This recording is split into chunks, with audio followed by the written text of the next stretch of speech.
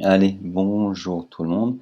Je vais essayer de faire vite parce que j'ai l'impression qu'il va se passer pas mal de choses là ce matin.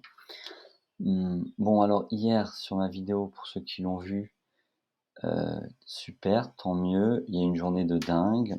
On avait anticipé pourquoi pas une baisse.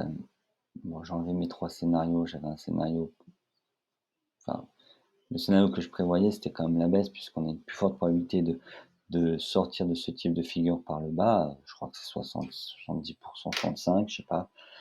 Enfin bref, tout ça pour dire que c'est réalisé d'une manière relativement assez violente pour moi, dans le sens où, ben, on est un peu frustré parce que, ben, le scénario se réalise, mais il se réalise trop bien, trop vite et du coup, ben, pour attraper une vente alors ici, ouais, ah ouais, je viens de le voir maintenant, OK.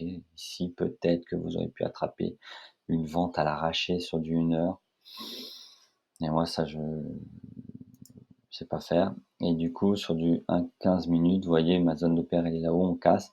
Moi j'attends au moins un petit pullback, quelque chose, un price action qui n'est pas intervenu. On est descendu, 170 points plus bas, donc c'est énorme et là il y a eu un énorme price action, hein. Voilà, là c'est pour ceux qui savent, ça baisse d'un coup, on stagne, on fait le beau marteau qui va bien et puis ici là, je l'ai indiqué je crois, je sais plus, je m'y perds, enfin bref, peu importe. Là, on a super price action. Alors le problème de ce price action, c'est que normalement, vous êtes censé faire ça. Vous arrêtez sur 1 semaine, comme premier objectif. Mais malgré tout, c'est quelque chose à prendre puisque, en général, on a toujours une espèce de d'accélération baissière et souvent, je remarque que la baisse s'accélère sur la plus grosse des bougies, s s'arrête, que le mouvement, que ce soit haussier ou baissier, s'arrête sur la plus grosse des bougies. Ça peut paraître dingue, mais c'est comme ça. Donc, vous voyez là, il y a une petite bougie, une moyenne bougie, une grosse bougie, puis là, grosso modo, on est à l'arrivée. Bon, ça continue à baisser, hein, c'est pas au millimètre près, mais voilà la logique. Ici, regardez, petite bougie, moyenne bougie, grosse bougie, et là, on s'arrête, voilà. Heu, donc ici, là, si vous êtes dedans, faut laisser courir. Bon, c'est très difficile. En tout cas, super journée. On voit que la zone d'OPR, qui sert de balise, a encore bien fonctionné. Maintenant, on a un peu remonté.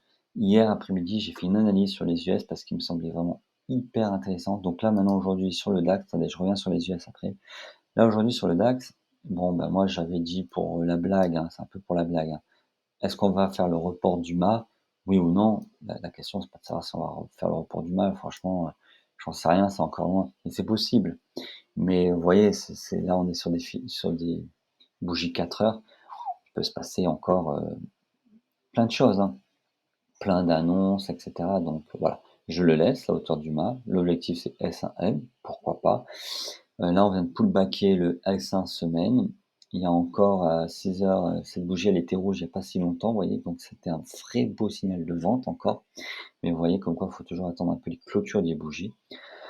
Donc là, en 4 heures, moi, je vais me méfier. J'ai envie clairement de shorter, hein, faut pas se voiler la face. Après un tel mouvement, ce mouvement-là, c'est le même que celui qu'on voit en un quart d'heure, ici, ou en 1 heure.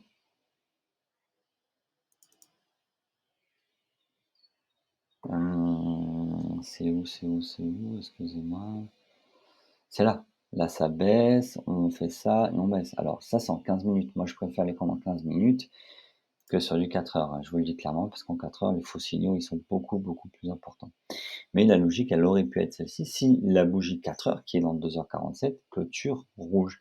Mais là, c'est beaucoup trop loin, donc je vais pas m'aventurer là-dessus. J'ai un biais clairement baissier.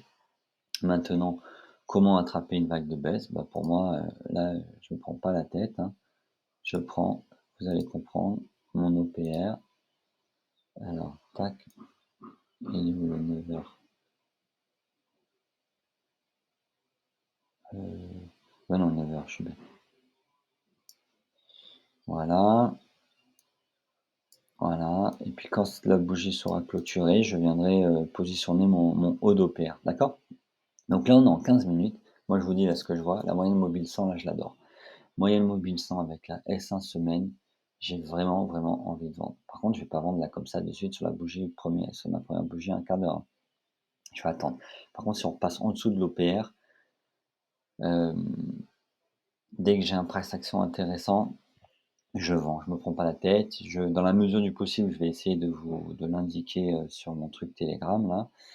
Mais bon, je vous avoue que je suis pas encore hyper au point sur, ma logistique, enfin bon. Mais bref, donc voilà, je suis plutôt vendeur, j'ai j'attends le signal et je vais vendre. Alors après je vais me méfier, vais me méfier parce que hier, les Américains ont décidé de oh punaise! Ah ça va. Bon, j'espère que ça s'est rien passé pour la vidéo. Ils ont décidé de, comment dire? De monter et ça m'a plu énormément. Donc j'ai fait une analyse hier sur le Dow Jones et le Nasdaq et j'ai fait un super achat Nasdaq. Donc vous voyez, je vous laisse les scénarios chaque fois que je mets dans la vidéo de la veille, hein. Donc ça, c'est quand même assez top. Et hier on était là et j'ai dit: «Ouais, mais je sais pas, j'y crois pas trop» et j'ai dit: «Mais pourquoi pas on monte, on vient ici, on pull back, on remonte ici sur la flèche». J'aurais dû jouer au loto, ça m'aurait j'aurais gagné beaucoup plus d'argent, mais voilà, c'est exactement ce qui s'est passé. Alors par contre, j'ai pas joué sur le Dow Jones parce que ouais, c'était difficile malgré tout d'attraper.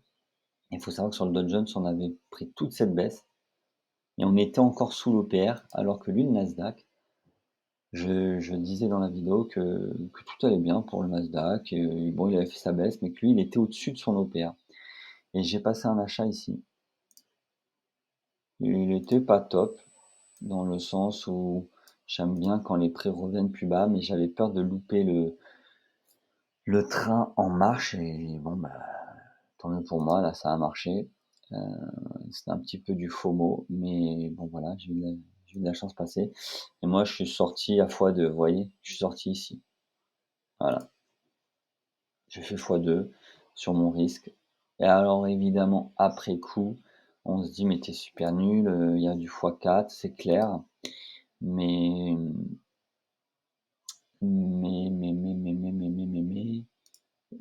encore une fois, le soir, malheureusement, j'étais pas devant les écrans. Ça m'arrive tout le temps, je sais pas, j'ai fait une vidéo encore la semaine dernière où je vous expliquais ça, que malheureusement, vers 18 heures, je suis dehors tout le temps avec les enfants et conclusion, je mets des stops très, très, très serrés. Je fais des stops suiveurs et puis quand j'arrive à 2, allez, je suis très content.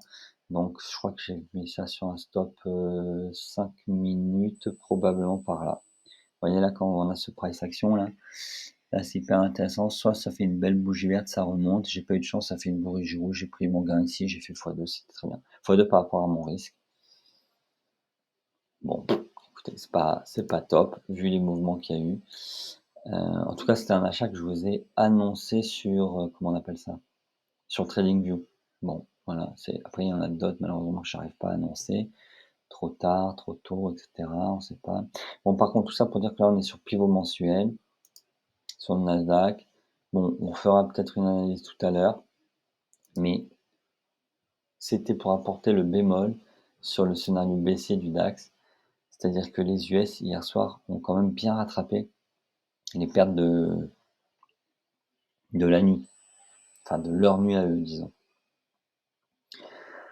Donc, je vais attendre mon signal en 15 minutes sur l'OPR. Point barre. Quoi d'autre à dire? Ouais, sur les valeurs à surveiller, je referai peut-être un point plus tard, mais malheureusement pour moi,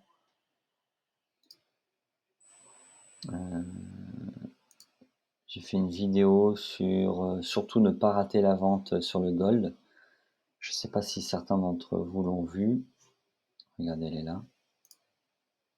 Ne pas rater la vente sur le gold. Il y a eu trois pouces levés, génial. Et ben, figurez-vous que je l'ai loupé.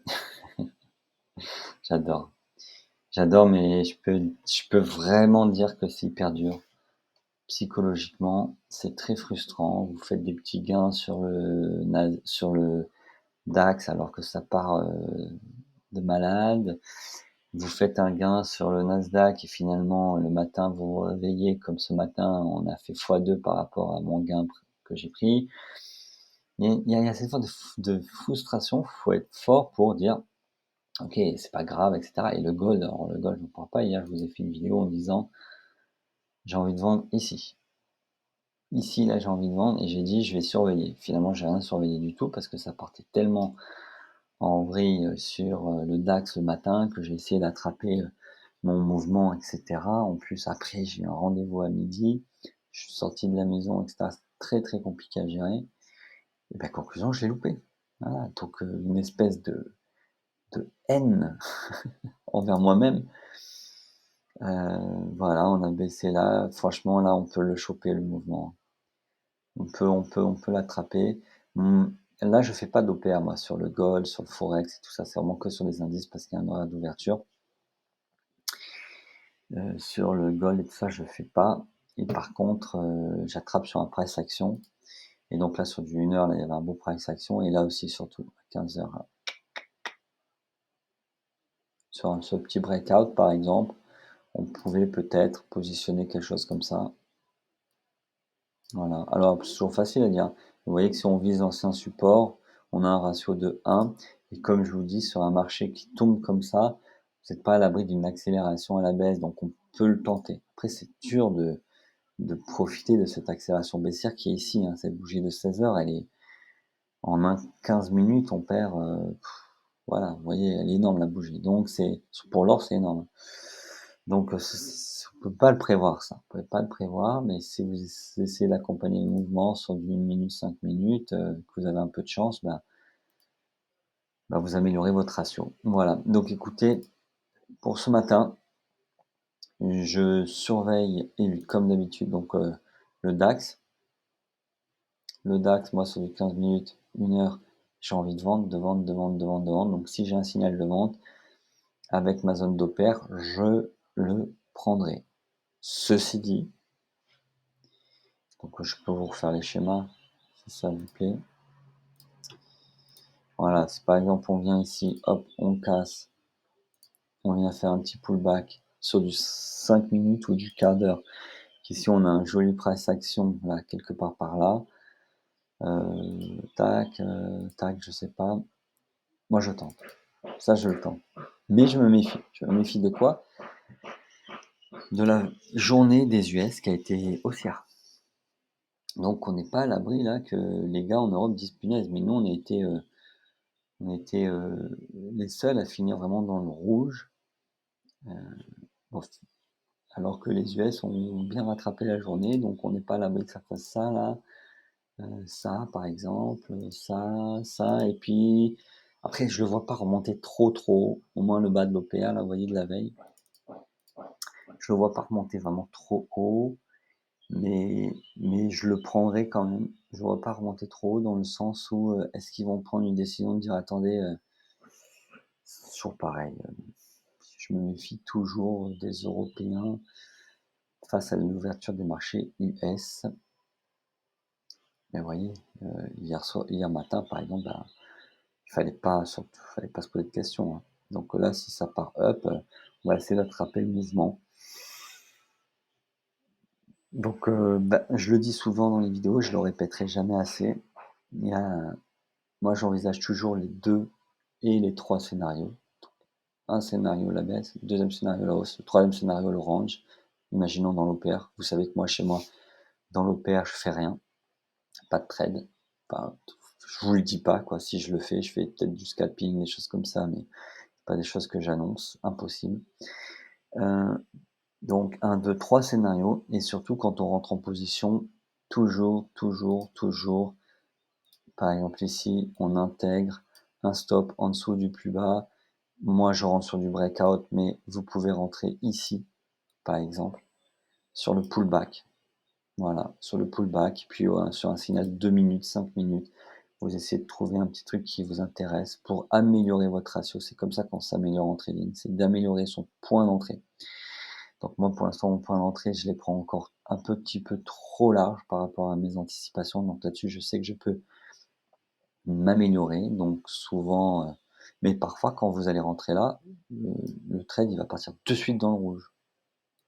Voilà, et donc il va partir de suite dans le rouge, il va de suite venir vous stopper parce que finalement, le mec il dit: «Mais non, mais moi ça y est, je repars», et il repart directement en bas de l'OPR après une fois qu'il rentre dans l'OPR. Ça, c'est une de mes stratégies de scalping que je vous disais à l'instant que je vais pas vous indiquer, c'est que si on re-rentre dans l'OPR, faut se méfier ici qu'on retourne en bas de l'OPR, parce qu'après il peut faire du ping-pong comme ça. Donc voilà, c'est pour ça que moi j'ai encore plutôt souvent des signaux, on va dire intraday plutôt de ce type. Et donc il faut jamais, jamais oublier de prendre en considération votre risque reward, qui doit être aux alentours des 1,5-2 pour faire bien les choses. Voilà, sur ce, je vous laisse et